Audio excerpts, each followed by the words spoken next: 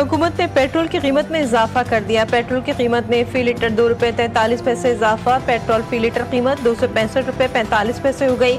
High speed diesel की कीमत में फी लीटर 3 रुपये 2 पैसे का इजाफा। कीमत 278 रुपये 44 पैसे फी लीटर मुकर्रर।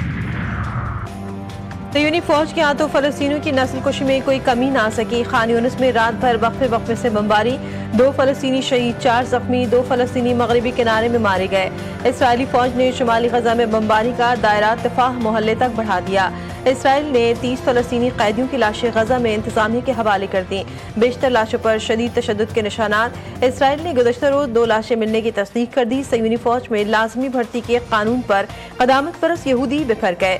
मशरक़ी यरूशलेम में 2 लाख से ज़ायद हुरीदों का एहतजाज, सड़कें मुजाहिरीन से भर गईं। पुलिस से शदीद झड़पें, इसराइली परचम जला दिए।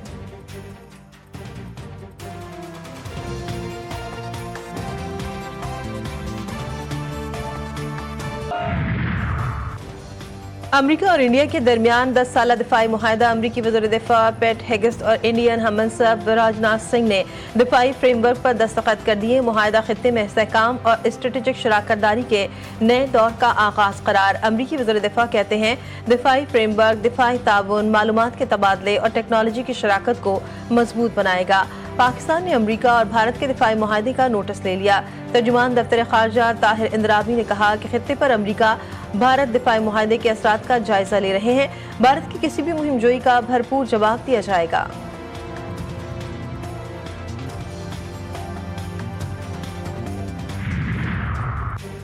कराची के इलाके बल्दिया मुआचकोट में गोदाम में लगने वाली आग पर काबू ना पाया जा सका। 24 घंटे गुजरने के बावजूद आग बुझाई ना जा सकी। फायर ब्रिगेड की 10 से ज्यादा गाड़ियां आग बुझाने में मसरूफ। फायर ब्रिगेड हुक्काम के मुताबिक आग बुझाने में मजीद कुछ वक्त लग सकता है। खुशकिस्मती से किसी जानी नुकसान की इत्तला नहीं मिली। पाकिस्तान दहशतगर्दी के खिलाफ अपने मौक़िफ़ पर पीछे नहीं हटेगा।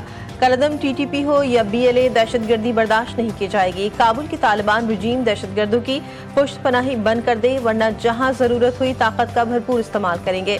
वज़ीर दिफा ख्वाजा आसिफ का 2 टोक ऐलान का ये मुल्क न्याजी लॉ के तहत नहीं चल सकता। अफगानिस्तान की सरजमीन से दरअंदाजी बिल्कुल बंद होनी चाहिए। वज़ीर दिफा ने अफगान वफ़द के बयान को बेबुनियाद और गैर मंतकी करार दे दिया।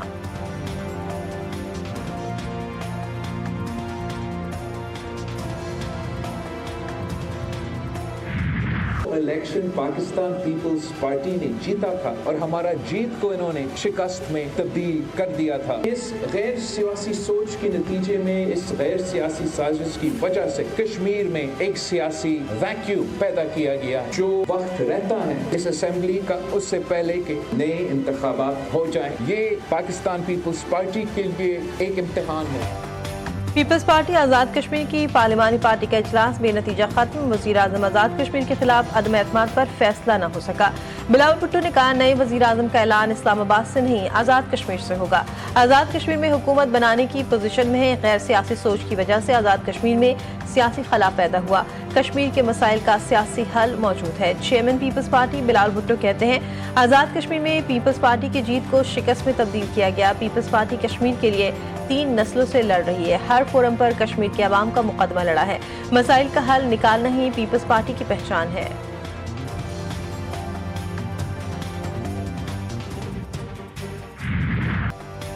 कराची ट्रैफिक पुलिस ने हैदराबाद के शहरी को चालान भेज दिया। ट्रैफिक कानून की खिलाफ वर्जी का चालान लतीफाबाद के रिहायशी सैफुल्लाह को घर पर मौसूल। शहरी ने कहा चालान में प्रिंट शुदा गाड़ी की तस्वीर और नंबर प्लेट मेरी गाड़ी की नहीं। सीट बेल्ट ना लगाने पर 10,000 रुपए का चालान मौसूल हुआ।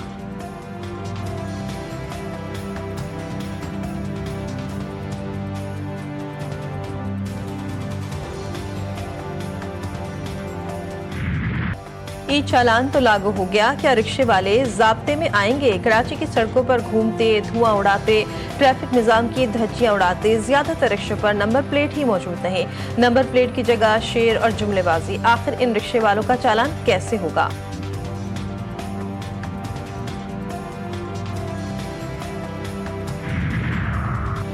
गवर्नर सिंध ने चालान को दुरुस्त करार दे दिया। कहा टूटी फूटी सड़कों का ये मतलब नहीं कि हम हेलमेट ना पहने और सीट बेल्ट ना बांधे।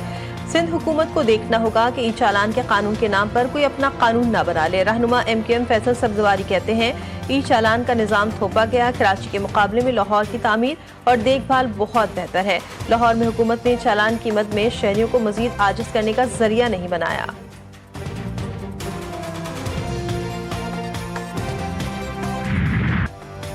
कराची ज्यादा साफ या लाहौर? हुक्मरानों के बाद फनकारों में भी कराची और लाहौर के मवाजने को लेकर नई बहस छिड़ गई। माजी की मारूफ अदाकारा इफ़त उमर के मुतनाज़ा बयान पर सोशल मीडिया पर कराची वालों और लाहौरियों के दरमियान दिलचस्प जुमलों का तबादला जारी। अदाकारा और मेजबान जवेरिया सऊद मामले पर खामोश न रह सकी। कहा, कराची गंदा नहीं, लोगों की सोच गंदी है। जो कराची को गंदा कहते हैं वो दरअसल अपने ही मुल्क को बुरा भला कह रहे हैं। कराची जैसे बड़े शहर को मनफी अंदाज में पेश करना दुरुस्त नहीं। शहर को इल्जाम देने के बजाय लोगों को अपनी सोच और रवैये बदलने की जरूरत है।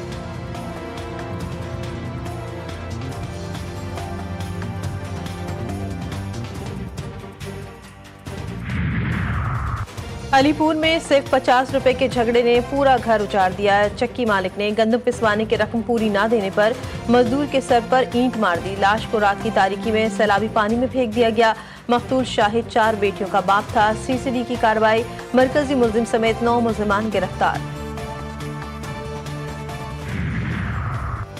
पंजाब में किसी जमात या फर्द वाहिद को किसी काम के लिए लाउड स्पीकर के इस्तेमाल की इजाजत नहीं। जुमे के खुतबे और अजान के लिए लाउड स्पीकर पर किसी किस्म की पाबंदी नहीं। वज़ीर आला पंजाब मरीम नवाज की ज़ेर सदारत अमन अमान से मुतालिक इजलास। मरीम नवाज की 65,000 से ज़ायद उलमा कराम के वज़ाइफ के लिए जल्द इक़दामात मुकम्मल करने की हिदायत। पंजाब में सिवाय फितना परस्तों और इंतहा पसंद अनासर के किसी मजहबी जमात पर कोई पाबंदी नहीं।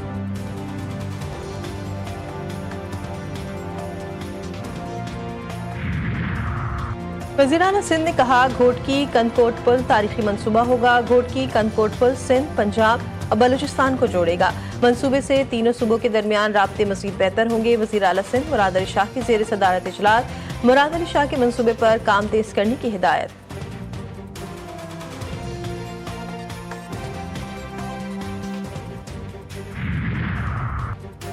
पाकिस्तान ने दूसरे T20 में जनूबी अफ्रीका को 9 विकेटों से शिकस्त दे दी। सीरीज 1-1 से बराबर कौमी टीम ने 111 रन का हदफ बासानी 1 विकेट के नुकसान पर हासिल कर लिया। साइम अयूब ने 38 गेंदों पर नाकाबिल शिकस्त 71 रन की इनिंग्स खेली। जनूबी अफ्रीका की टीम पहले खेलते हुए 110 रन पर ऑल आउट हो गई थी। जनूबी अफ्रीका के 7 बैटर्स डबल फिगर्स में भी दाखिल न हो सके।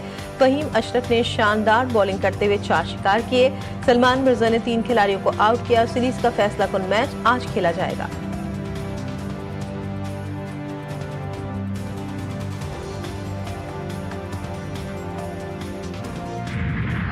और लाजवाल गीतों के खालिक तमीन नकवी को बिछड़े 53 साल बीत गए। तमीन नकवी ने 4 दहाइयों तक पाकिस्तान और भारत की फिल्म इंडस्ट्री के लिए बेशुमार गीत लिखे। फिल्म कोयल के गीतों से उन्हें लाजवाल शोहरत मिली। वो अब हमारे दरमियान नहीं रहे, लेकिन दिलफरेब सुरों में लिपटी उनके गीत आज भी सुनने वालों पर सहर तारी कर देते हैं।